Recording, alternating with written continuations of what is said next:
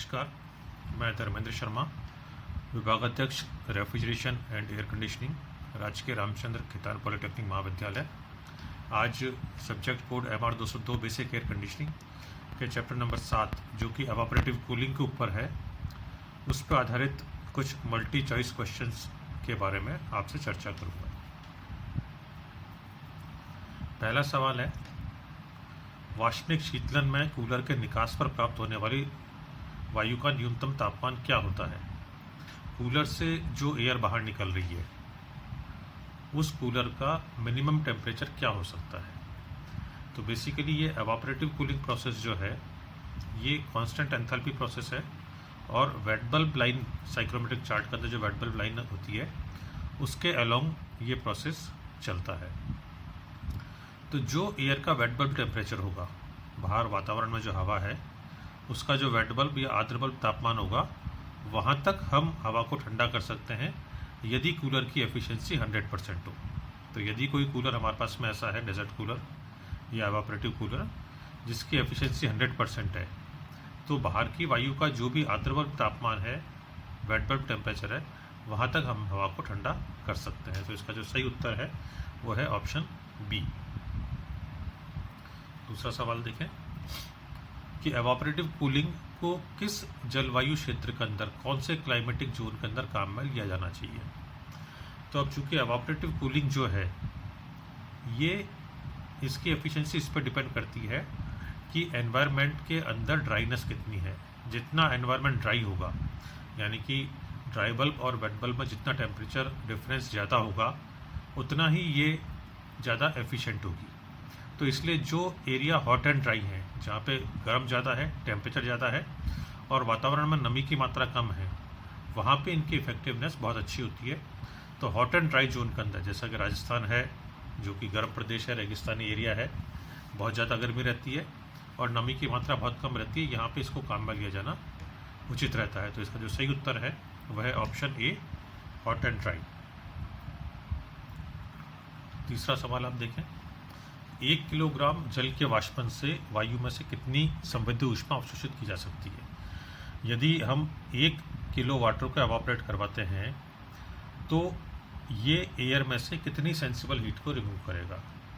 तो ये आपको याद रखना होगा कि 1 किलो वाटर यदि एवापोरेट होकर एयर के अंदर मिक्स होता है तो ये अपने एवापोरेशन की जो हीट है वो एयर में से लेगा और ये जो हीट है ये 2441.7 किलो जूल, यानी कि लगभग 2442 किलो जूल के बराबर होगी। तो इसका सही ऑप्शन है ऑप्शन डी।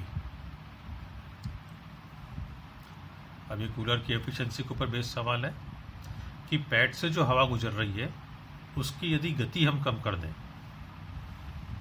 कूलिंग पैड से जो हवा आ रही है उसकी गति यदि हम कम कर दें तो उससे कूलिंग एफिशिएंसी, शीतलन दक्षता के ऊपर क्या प्रभाव होगा? क्या ये बढ़ेगी, कम होगी या समान रहेगी? तो इसका सही उत्तर है बढ़ेगी। यदि कूलर की स्पीड हम कम कर देते हैं, फ़ैन की स्पीड हम कम कर देते हैं, तो हम देखेंगे कूलर की जो एफिशिएंसी है, जो हवा उससे बाहर आ रही है वो कम टेम्परेचर की बाहर आएगी, यानी कि उसकी एफिशिएंसी इंक्रीज हो रही है। तो इसका सही उत्तर है ऑप्शन ए, इंक्रीजेस, बढ़ती है। क्वेश्चन नंबर 5, एवापोरेटिव कूलिंग, वाष्पनिक शीतलन द्वारा कौन सी ऊष्मा को कक्ष में से बाहर निकाला जा सकता है? गुप्त ऊष्मा, संवेद्य ऊष्मा, विशिष्ट ऊष्मा या उपरोक्त में से कोई नहीं। तो एवापोरेटिव कूलिंग जो है ये आपको इसके जो बेसिक्स है उसमें आपको समझना होगा कि एवापोरेटिव कूलिंग रूम में से सिर्फ और सिर्फ सेंसिबल हीट को बाहर निकाल सकती है, ये लेटेंट हीट को मूव नहीं करती है। तो इसका सही जो उत्तर है वो है ऑप्शन बी, संवेद्य ऊष्मा या सेंसिबल हीट। क्वेश्चन नंबर 6, किस ऊष्मा को कक्ष से नहीं निकाला जा सकता है? तो पहला था कौन सी को निकाला जा सकता है, अब ये कौन सी को नहीं निकाला जा सकता है। तो लेटेंट हीट को हम रूम में से नहीं निकाल सकते हैं। यदि कहीं पे गुप्त ऊष्मा ज़्यादा है, नमी ज़्यादा है, कहीं कमरे के अंदर आर्द्रता ज़्यादा है, तो उस आर्द्रता को हम एवापोरेटिव कूलिंग के द्वारा रिमूव नहीं कर सकते हैं।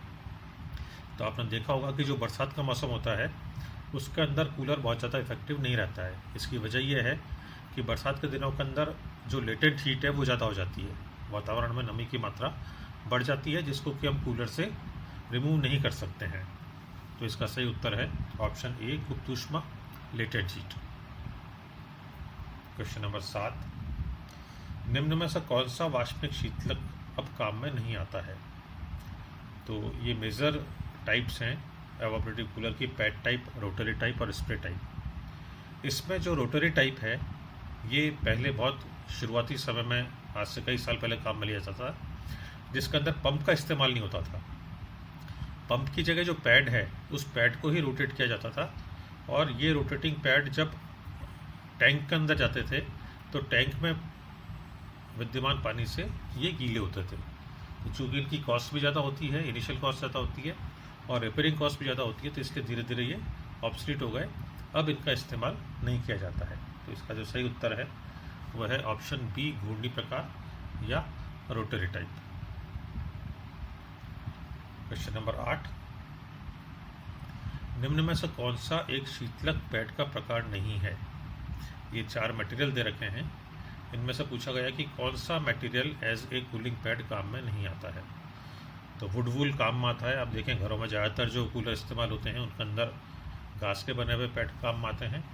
पीवीसी और सेलुलोस जो पैड हैं ये कमर्शियल एप्लीकेशन या बिगर रेजिडेंशियल एप्लीकेशन के अंदर बहुतायत से काम आते हैं। मगर थर्मोकोल जो है वो थर्मोकोल एक इंसुलेटिंग मटेरियल है, इसका उपयोग कूलिंग पैड के अंदर नहीं किया जाता है। तो इसका जो सही उत्तर है वो है ऑप्शन डी, थर्मोकोल। 9वां सवाल, एक दोहरे बैंक फुहार प्रकार के वायु प्रक्षालित्र की अधिकतम संतृप्ता दक्षता क्या हो सकती है?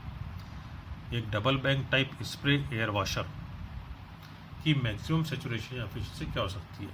तो जितने भी प्रकार के एवापोरेटिव कूलर आते हैं उनके अंदर जो स्प्रे टाइप कूलर होता है उसकी एफिशिएंसी ज़्यादा होती है, और स्प्रे टाइप के अंदर भी 2 टाइप होती है, एक सिंगल बैंक होता है और एक डबल बैंक होता है।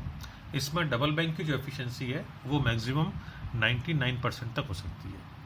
तो जितने भी प्रकार के एवापोरेटिव कूलर हैं उनके अंदर ये सबसे ज़्यादा एफिशिएंसी वाला होता है, और इसकी अधिकतम सैचुरेशन एफिशिएंसी 99% हो सकती है। तो इस सवाल का सही जवाब है ऑप्शन डी, 99%। अगला सवाल आप देखें, निम्न में से किस शहर में एवापोरेटिव कूलर काम में नहीं लिया जाना चाहिए? तो जैसा शुरू में हमने देखा था कि एवापोरेटिव कूलर उन एरियाज में काम लेते हैं जहाँ की मौसम ड्राई एंड हॉट है, टेम्परेचर ज़्यादा है मगर नमी की मात्रा कम है। तो ये चारों शहर जो इसमें दे रखे हैं ऑप्शन में, जयपुर, दिल्ली, मुंबई और जैसलमेर, इनमें आप देखें कि मुंबई जो है ये समुद्र तट के पास में स्थित है, जिसकी वजह से वहाँ पे वातावरण में नमी की मात्रा बहुत ज़्यादा रहती है। तो अब चूँकि एवापोरेटिव कूलर जो है वो वातावरण में से नमी की मात्रा को कम नहीं कर सकता है, इसलिए मुंबई के अंदर डेजर्ट कूलर इफेक्टिव नहीं रहेगा। तो इसका जो सही उत्तर है वह है ऑप्शन सी, मुंबई। बाकी जो तीनों शहर है जयपुर, दिल्ली और जैसलमेर, यहाँ पे तापमान ज़्यादा होता है गर्मियों के अंदर, और आर्द्रता की जो मात्रा है ये बहुत कम होती है, तो यहाँ पे एवापोरेटिव कूलर बहुत एफिशिएंट रहता है। इसका सही उत्तर है option C, Mumbai. Question number 11, वाष्पनिक शीतलक में प्रवेशित बाह्य वायु की मात्रा होती है। एवापोरेटिव कूलर या डेजर्ट कूलर में जो हवा आ रही है, आउटडोर एयर, उसकी मात्रा कितनी होती है?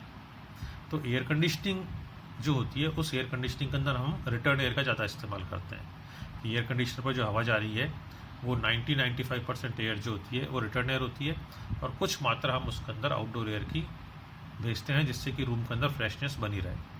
मगर एवापोरेटिव कूलिंग में कूलर के ऊपर जो भी हवा जा रही है वो सारी की सारी बाहर की हवा होती है, 100% बाहर की हवा होती है, और कूलिंग करने के बाद में इस एयर को हम एग्जॉस्ट कर देते हैं। यानी कि जितनी हवा कूलर में से होके कमरे में आई उतनी ही हवा हम एग्जॉस्ट कर देते हैं, और वापस से फ्रेश एयर कूलर के ऊपर लेते हैं।